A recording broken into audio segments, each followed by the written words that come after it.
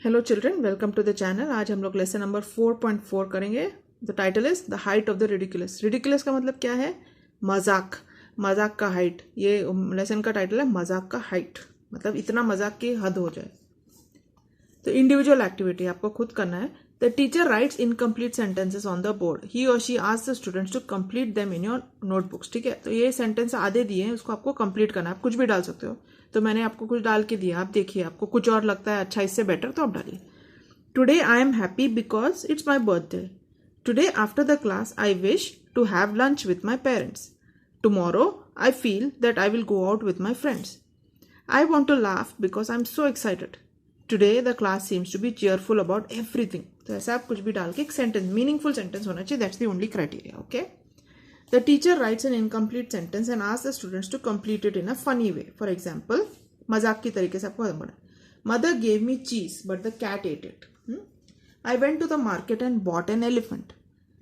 तो आप कुछ भी सेंटेंस ऐड करके आप इसमें डाल सकते हैं. ठीक है, तो टीचर ये आपका क्लास का है, आप ऐसी इसी में कुछ और ऐड करने की कोशिश करो, कुछ funny. The give the words related to humorous. Humorous से रिलेटेड वर्ड्स क्या है? Funny, jovial, laughable, entertaining, comical, amusing. Now a syllable is a unit of spoken language made up of a single uninterrupted sound formed by a vowel and consonants. For example, single syllable ant, 2 syllables water, 3 syllables inferno. देख रहे हैं? Single syllable में ant, इसमें आपको break नहीं दे रहे. Correct. ant 2 syllables में आप देखो water है ना, water 2 syllables. 3 syllables inferno. Inferno आप जब बोलोगे तभी आप उसको थोड़ा हल्का सा ब्रेक देते हो, वो पता नहीं चलता, लेकिन there is a break. Inferno. So this is made up of 3 syllables. Now pick out the word from the given box and write it in the correct columns below. अभी यहाँ पर वर्ड्स दिए हैं, उसको हमको सही कॉलम में डालना है. यहाँ पर 2 syllable और 1 syllable के वर्ड्स में हमको इनको डिवाइड करना है. तो आप ये पढ़ो पहले. जंप, आप जंप बोलोगे तो आप एक ही बार में बोल देते हो जंप, उसमें कुछ ब्रेक नहीं है, सो इट इज 1 syllable.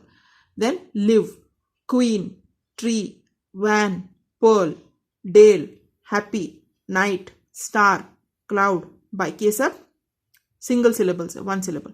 अभी 2 syllables को आप नोट करो. नैरो, इसमें नैरो है ना, तो this is 2 syllables.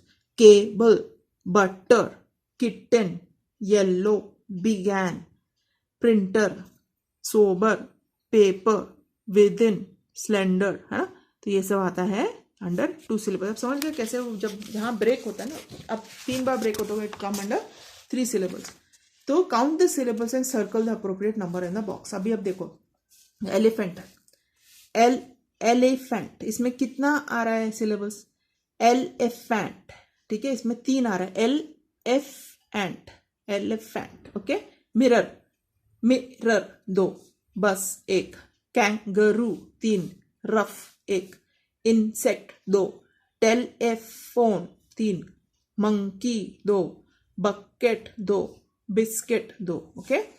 Now right the name of any 5 of your friends and mention the number of syllables in each page. आपके 5 दोस्तों का नाम लिखो और ट्राई करो सिलेबल्स कितने हैं काउंट करने के लिए. तो अभी हम पोएम की तरफ जाते हैं. हाइट ऑफ द रिडिकुलस, मजाक का हद. Okay. Ridiculous, too funny to believe. I wrote some lines once on a time in wondrous merry mood and thought as usual men would say they were exceeding good. ठीक है, उस एक poet बोल रहा है कि मैंने एक बार कुछ लाइंस लिखे, बहुत अच्छे मूड में था, तो मैंने कुछ लाइंस, पोएम के कुछ लाइंस लिखे और मैंने सोचा कि लोग सोचेंगे कि बहुत ही अच्छा है ना. दे वर सो क्वेयर. क्वेयर मतलब बहुत अजीब से थे. So very queer. I laughed as I would die. मैं इतने अजीब से थे कि मैं ही खुद हंस रहा था जैसे कि मैं अभी मर जाऊंगा. Albeit in the general way a sober man am I. Albeit मतलब जो भी, हालांकि, हालांकि 2, हालांकि बोलते हैं ना, मैं ऐसा हंसा जैसे कि मैं अभी मर जाऊंगा, लेकिन मैं तो बहुत ही सोबर, यानी कि बहुत ही सादा सिंपल आदमी हूँ. मेरा दिमाग तो सही जगह में रहता है, मेरा ऐसा नशे में नहीं रहता. सोबर मतलब जो नशे में नहीं. I called my servant and he came. How kind it was of him to mind a slender man like me, he of the mighty limb. इसका मतलब क्या? मैंने अपने नौकर को बुलाया और उसको, वो आया. कितना अच्छा आदमी है, बोल रहा है. How kind it was of him, कि वो इमीडिएटली आया. किसके लिए? To mind a slender man like me, मतलब मेरे जैसे कमजोर आदमी को की बात सुन के इमीडिएटली आया. ही ऑफ द माइटी लिम मतलब वो बहुत ही मजबूत आदमी था. He was very strong. So what was the contrast in the narrator and his servant? The narrator was a slender man and the servant was a strong man. Okay. These to the printer, I exclaimed, and in my humorous way I added as a trifling jest, there'll be the devil to pay. हाँ, इसको printer में लेके जाओ, उसने एक मजाक तरीके से उसको बोला, और ये भी बोला कि जल्दी लेके जाने तो तेरे को डेविल टू पे एक फ्रेज है, मजाक का फ्रेज है. ओके, नहीं तो तेरे को तेरा मैं बहुत पिटाई करूंगा, ऐसे बोलते ना, ऐसे मजाक में उसको बोला. He took the paper and I watched and saw him peep within. At the first line he read, his face was all upon the grin. तो उसने पेपर नरेटर के हाथ से लिया और उसकी तरफ देखा और चुपचाप से अंदर देखा कि क्या लिखा है ना, क्यूरियोसिटी रहता है ना, देखा. तो उसने एक लाइन पढ़ा और उसका मुंह ऐसा ना, ग्रीन मतलब हंसी में, एक छोटे से एक हंसी में ही होता है ना, हम लोग पहले कोई मजाक सुनते हैं हम लोग एकदम खुश, पहला रिएक्शन क्या है, ग्रीन, एक दांत खोल के हम लोग हंसते हैं ना, वो. He read the text and grin grew broad and shot from ear to ear. उसने और थोड़ा पढ़ा, एक नेक्स्ट लाइन पढ़ा तो क्या हो गया, उसका जो हंसी था थोड़ा और चौड़ा हो गया. और shot from year two year मतलब कान से कान हंसने लगा, मतलब इतना बड़ा हंसी आ गया उसको. He read the third, a chuckling noise I now began to hear. फिर उसने तीसरा लाइन पढ़ा तो उसको हंसने की आवाज आने लगी. चकल मतलब ही करके हंसते ना, ऐसी आवाज आने लगी, उसने सुना. द फोर्थ, फिर चौथा लाइन पढ़ा, ही ब्रोक इनटू अ रोर, तो वो जोर जोर से हंसने लगा चौथा लाइन पढ़ के.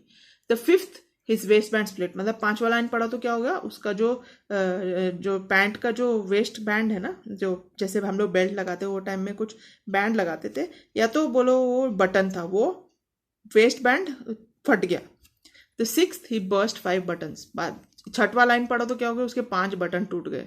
And tumbled in a fit, मतलब वो गिर गिर के हंसने लगा, इतना हंसी आ रहा था उसको उसका पोएम पढ़ के. तो what when did the servant green, when he read the first line. When was the चकलिंग noise heard, when he read the third line. Which line suggest that servant was totally out of control, the last line, he tumbled in a fit, वो गिर गिर के हंसने लगा, वो दिखाता है कि वो बहुत ही आउट ऑफ कंट्रोल हंसी आ रही थी उसको.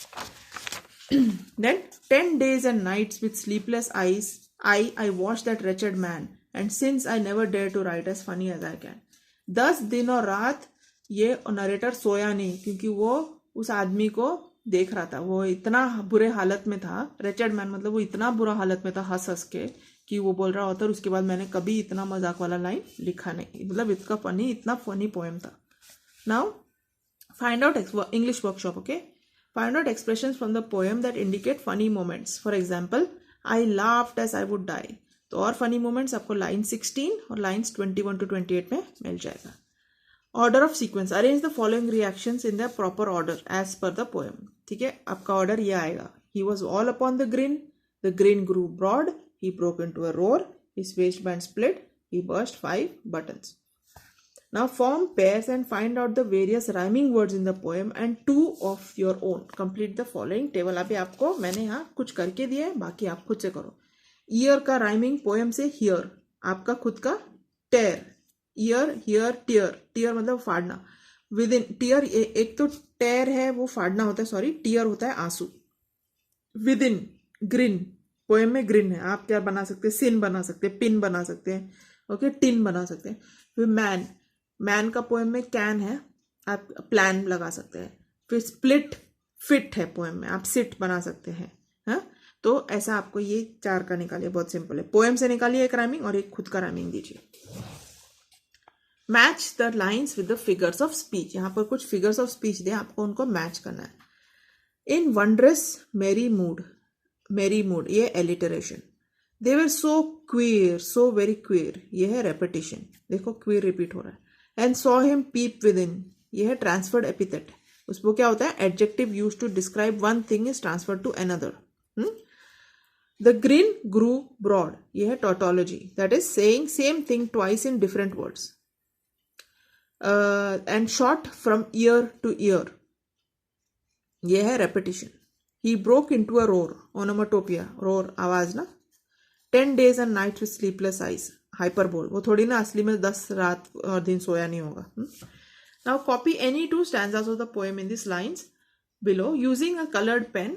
Underline the stressed syllables in each line and put a stress mark. ये हमने stress mark पहले भी किए थे, तो अभी आपको ये खुद से करना है. क्या करना है आपको, कोई भी 2 स्टैंजास कॉपी करो पोएम के, और उसमें जो लाइन्स, जो वर्ड स्ट्रेस हो रहे हैं उसके ऊपर आप स्ट्रेस सिलेबल लगाए. अगर आपने नहीं किया है, आपको नहीं आता है, तो मैंने प्रीवियस लेसन में जहाँ आपका स्ट्रेस मार्क का क्वेश्चन है वो वाला वीडियो देखो और वहाँ से सीख लो। Complete the lines of the poem by choosing proper pairs of rhyming words and make it meaningful. अभी आपको अपने यहाँ पर ये दिए, सॉरी यहाँ पर आपको ऑप्शंस दिए हैं नीचे, run, shocked, gone, night, sought, on, someone, thought, light, unlocked. इसको लेके आपको ये पोएम बनना है। We return home late one night, in the window there glowed a light. Burglars was the very first thought, for defense sticks and stones we sought. Let's grab the loot and run, was uttered soft by someone. The door we softly unlocked, and then we were truly shocked. Oops, before outside we'd gone, the television had been left on. Okay? ये 7th आप अपने आप करिए। Compose a short humorous poem, एक छोटा सा मजाक वाला पोएम बनाने की कोशिश करिए। यूज जोक्स, जोक यूज कर सकते हो, आपका खुद का एक्सपीरियंस यूज कर सकते हो, और उसको थोड़ा पोएटिक फॉर्म में करो। इसका भी आई थिंक मैंने आपको पहले एक लेसन में एक छोटा सा पोएम बना के दिया था, वही सिमिलर राइम करने की कोशिश करो और एक छोटा सा पोएम बनाने की कोशिश करो। ठीक है, now go through the poem and right an appreciation of the poem in a paragraph format. मैंने इसका भी आपको एक अप्रिसिएशन कैसे लिखना है आपको मैंने एक नाइट ऑफ द स्कॉर्पियन में करके दिया है, लेसन नंबर 3.1 में क्वेश्चन 9 का। वो नाइट ऑफ द स्कॉर्पियन वाला वीडियो रेफर करके कैसे अप्रिसिएशन लिखते हैं वैसे आप इस पोएम का भी अप्रिसिएशन लिखो। हर बार अगर मैं आपको अप्रिसिएशन लिख के दूंगी तो आपको हैबिट नहीं लगेगा खुद से लिखने का, तो इसलिए मैं आपको जो नहीं करके दे रही हूँ आपके अच्छे के लिए करके दे रही हूँ। एक जगह जरूर मैंने आपको हर चीज करके दी हुई है, तो वहां से आप सीख लो, रटना नहीं बिल्कुल। और ये आपका एक प्रोजेक्ट है, reading a poem, arrange the poetry reading competition. ये तो अभी नहीं हो पाएगा आप क्योंकि आप स्कूल नहीं जाते हो, आप खुद से करके देख लीजिए। Read the poem silently, repeat the reading of the poem, focus on the pauses, stress, intonation, etc. Pay attention to the proper pronunciations. This is for your own good. Okay, इसके साथ आपका ये लेसन खत्म होता है। Okay, study well.